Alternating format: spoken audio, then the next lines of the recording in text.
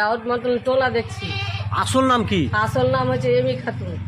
কে করছে কি করে বলবো বলেন তো? ওরা যারা এসআইয়ের করছে কি বেলোরও করছে, যারা করছে ওরাই বলতে পারবে ভালো। স্বামীর নাম এরকম হয় এমি খাতুন।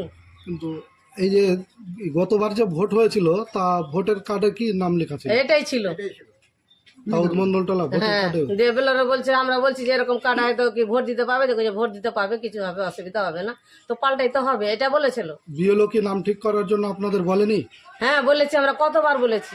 কতবার গিয়েছিলেন বিডিও অফিস বা ভিডিও BLO অফিস কাছে? যায়নি, বেলোরের কাছে গেছি আমরা। কবার গিয়েছিলেন? বেটা কয়বার গেছে কেন কেন করে বলবো। আসলটাই চাইছি এমি খাতুন যেন নামটা হয়। আমার নাম আক্তারা বিবি। বলছি যে যার নাম ভুল এসছে ওটা কে হয় আপনার? আমার বৌমা। এখানে যা দেখলাম যে দাউদ মোল্লের টোলা কুম্ভীরা নাম, পিতার নাম কুম্ভীরা শব্দলপুর, কিন্তু অ্যাকচুয়াল মেয়েটার নাম যেটা জানলাম এমি খাতুন, এবং এসআইআর ফর্ম যেটা ফিল আপ করেছে তাতেও দেখা যাচ্ছে যে এমি খাতুন লিখেছে, স্বামীর নাম আলমগীর শেখও লিখেছে।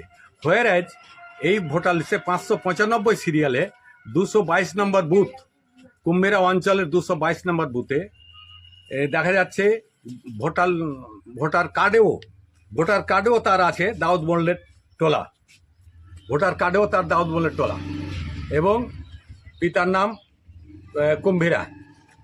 অত এটা ভুল, বারবার ফ্যামিলির কাছে জানলাম, বারবার দেওয়া সত্ত্বেও এখন পর্যন্ত ঠিক হচ্ছে না। এটা তো বলতে পারছে না, কিন্তু এখানে দাউদ মন্ডল থাকার জন্য কিন্তু এই আন্ডার এডুকেশনে নাই, কারণ মন্ডল আছে বলে। কিন্তু যদি শেখ থাকতো বা রহমান থাকতো অবশ্যই থাকতো, কারণ এবারের এসআইআর নামে একটা প্রহসন চলছে, যেটা আমরা সর্বপশ্চিমবঙ্গব্যাপী দেখতে পাচ্ছি। মুসলিম অধ্যুষিত এলাকায় এডুকেশন এমনভাবে করছে, জেনুইন ভোট থাকা সত্ত্বেও প্রচুর এদের কথা ছিল যাদের 2002-এর তারিখে ভোট থাকবে তাদের কোনো রকম সমস্যা হবে না।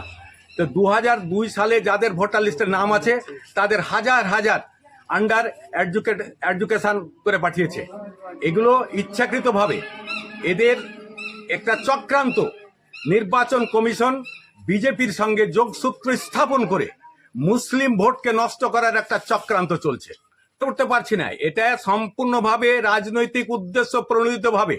যেহেতু আমার কাছে ভোটার লিস্ট আছে, নির্বাচন কমিশনের আন্ডারে ভোটার লিস্ট আছে, হোয়ারাজ বিজেপি নেতা শুভেন্দু অধিকারী নিজে বলতে পারছে যে এখানে 1.5 কোটি ভোট বাদ যাবে, এবং সমস্ত নাকি রোহিঙ্গা মুসলমান। আমরাও তাহলে আজ থেকে রোহিঙ্গা মুসলমান।